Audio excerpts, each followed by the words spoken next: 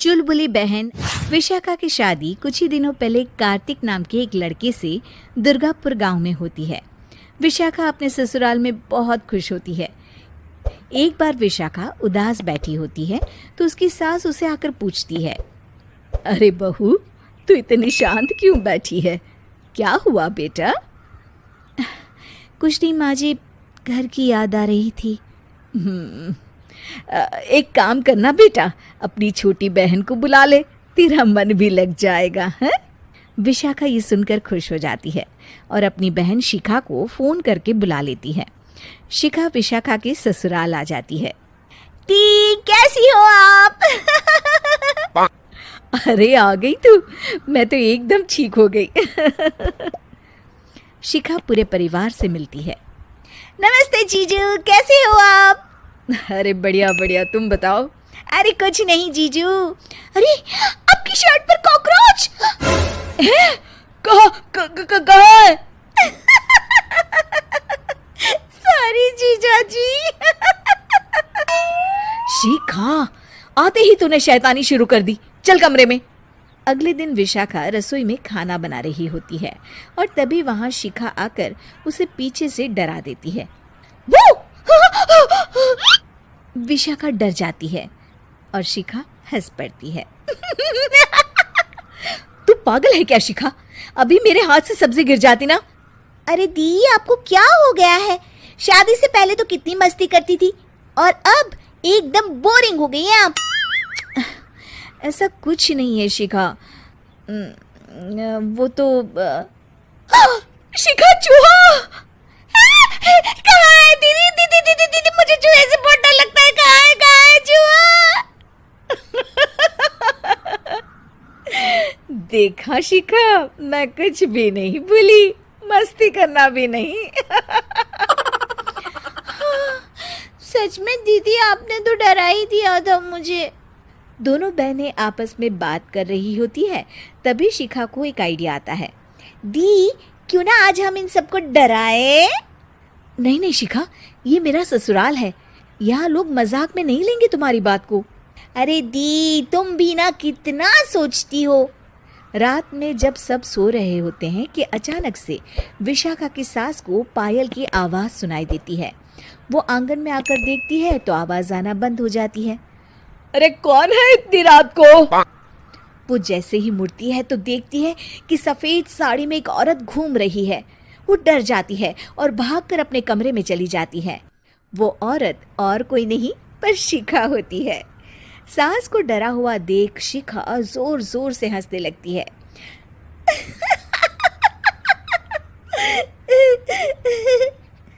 अगले दिन शिखा ये बात विशाखा को बताती है।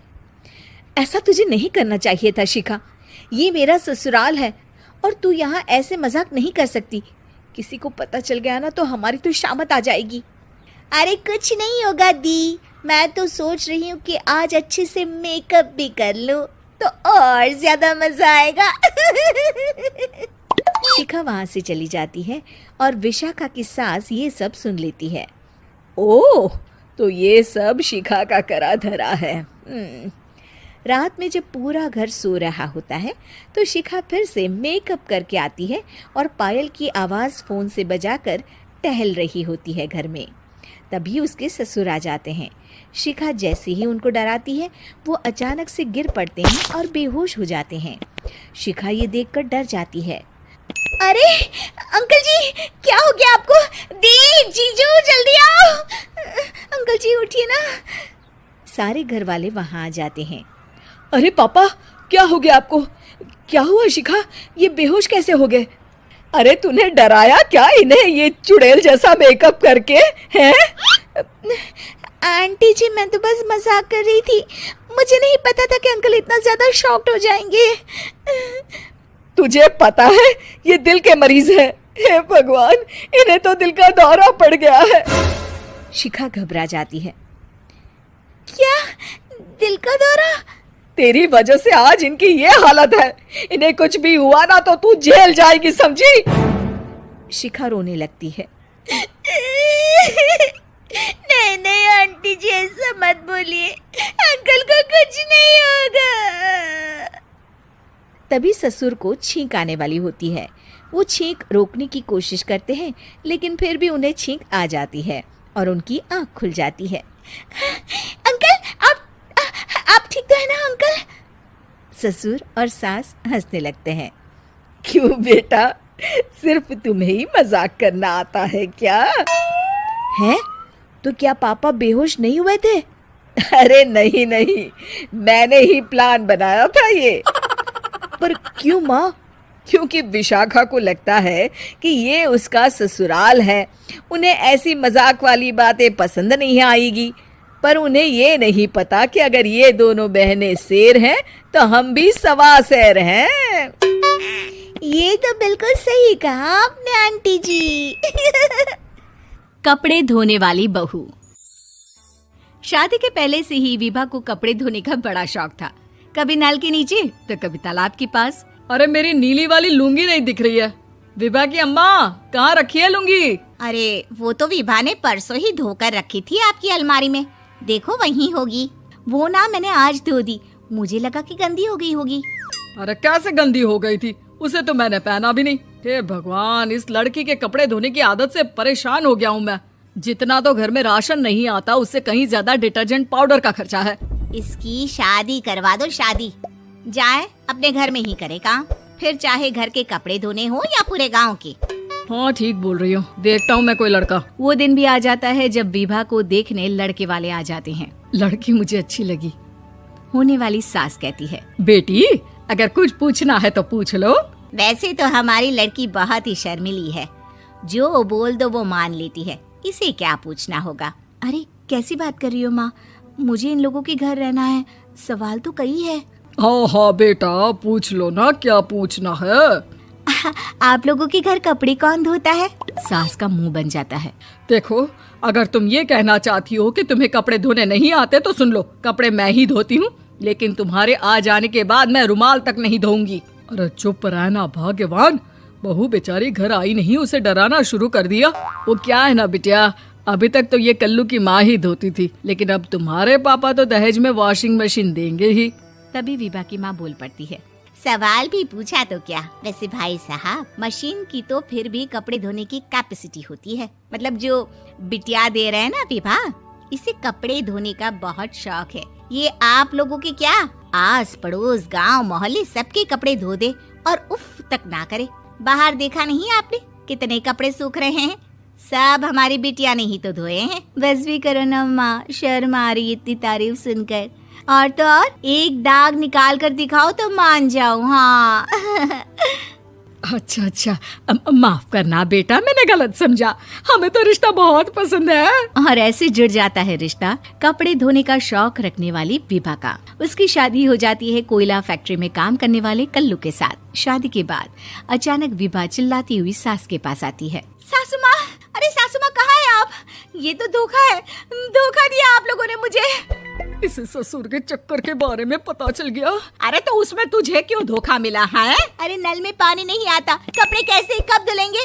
अच्छा, तू पानी नहीं आ रहा उसकी बात कर रही है। तो आपने क्या सोचा? कुछ नहीं। अच्छा, तेरी माँ ने कहा था कि कपड़े धोने का शौक है तुझे, याद आया मुझे। शौक बोलकर कपड़े धोने वाले मेरे जुनून को कम ना आके सासू माँ, कपड़ा धोना मेरा गुरूर है। तभी पति भी वहाँ आ जाता है। अभी मैंने इसे सनी देओल की फिल्म दिखाई है, उसी के डायलॉग मार रही है माँ। अच्छा सुन, साफ बता रही हूँ, पानी सुबह 4 से 6 और शाम को 10 से 12 आता है, समझी? विभा टाइमिंग सुनकर हैरान हो जाती है। ये क्या भूतों का मोहल्ला है? सुबह 4 बजे उठकर कौन कपड़े धोता है? 4 बजे टंकी में पानी जाता है, फिर सारा दिन धोना ना, किसने मना किया? अरे कैसी बात कर रही हैं? 200 लीटर की टंकी में कितने कपड़े धो लूंगी मैं? सुबह ही उठ जाऊंगी मैं। अब क्या था, विभा सुबह 4 से लेकर रात के 12 बजे तक कपड़े ही धोती रहती। एक रोज सास पड़ोस से निकलकर कहीं जा रही होती है कि साथ वाली कहती है, हाँ कल्लू की माँ, जरा ये बताओ कि 2 साड़ी है, 2 ब्लाउज और एक पेटीकोट और एक नाड़े वाला लंबा कच्छा। हाँ तो? अरे तो क्या, कितना लोगी धुलाई ये बताओ। धोबन दिख रहे हैं हम क्या? हमारे पति सरकारी नौकरी से अभी रिटायर हुए हैं और बेटा सुपरवाइजर है कोयला फैक्ट्री में। धोबन समझ रखा है हमें।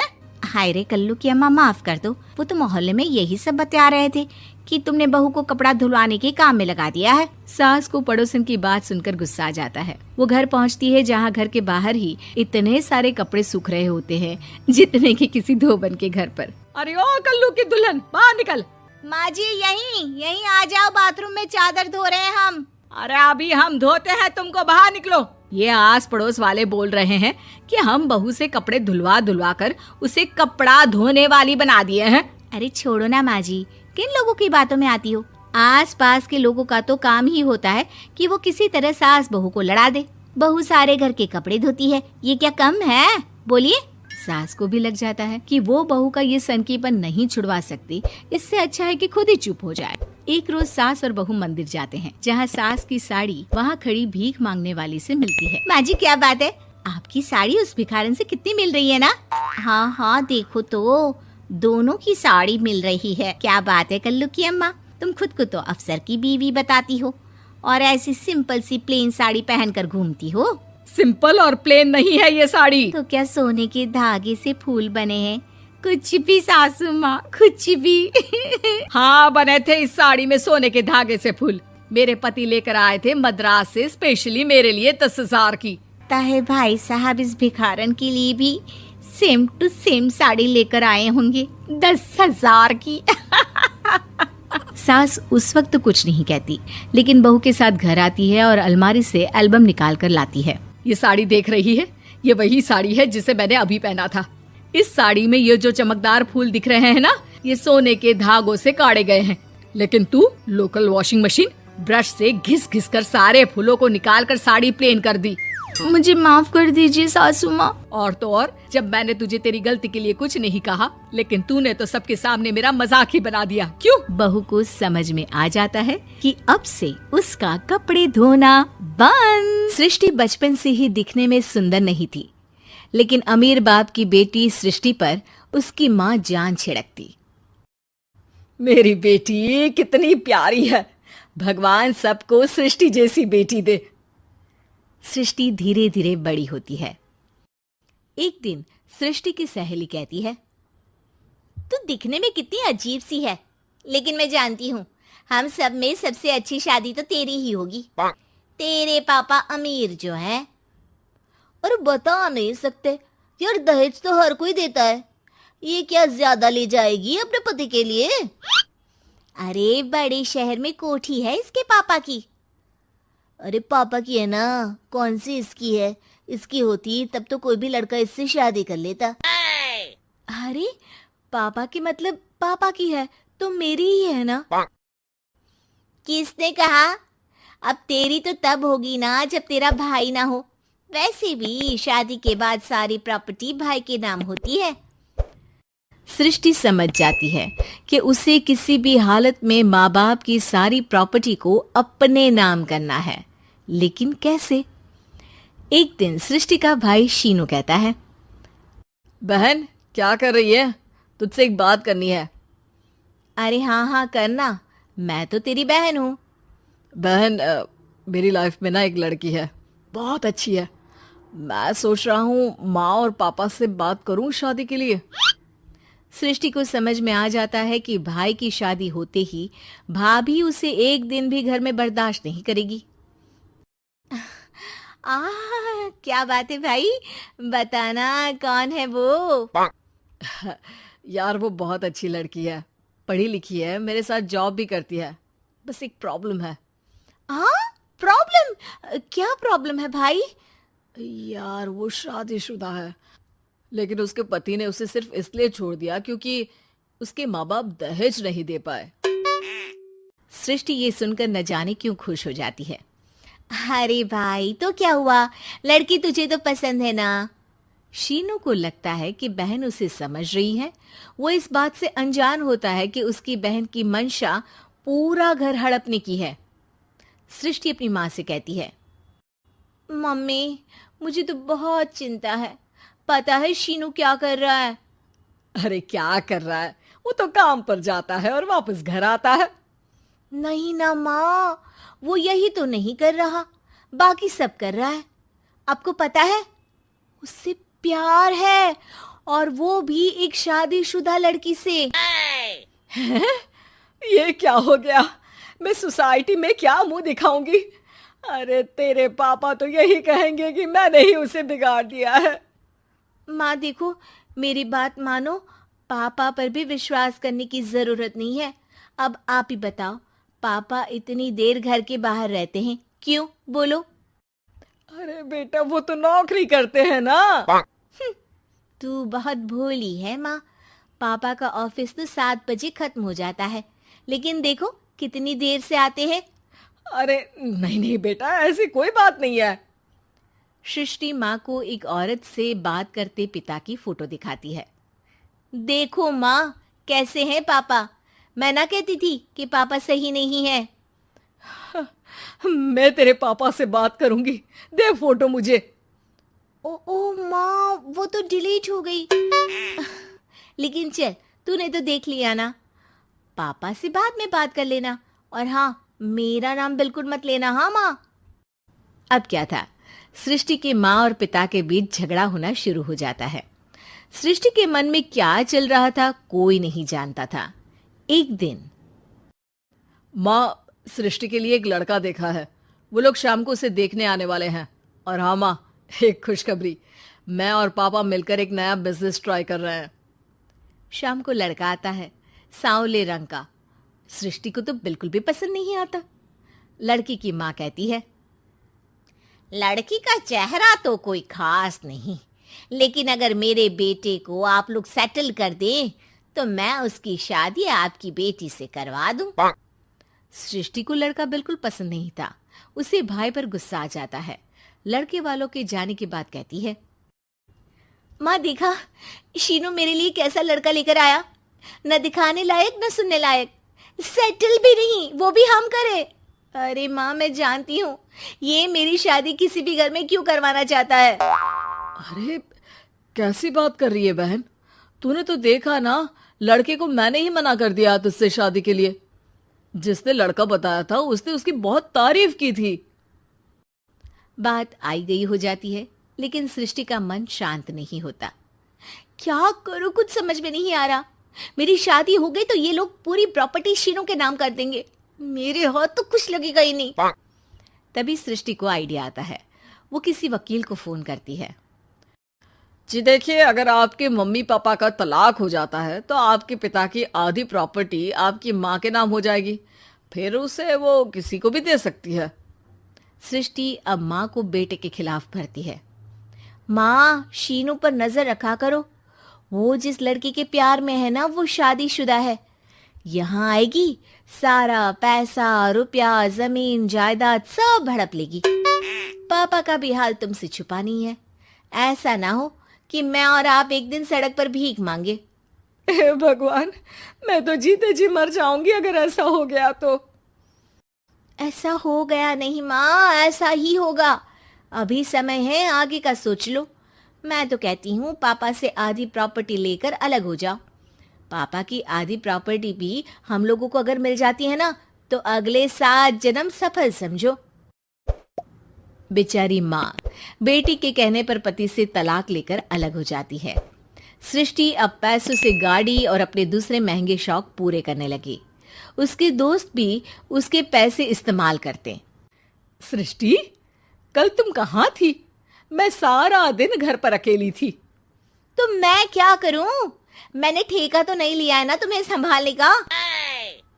माँ को सृष्टि से ये उम्मीद नहीं थी। वो बैठकर रोने लगती है।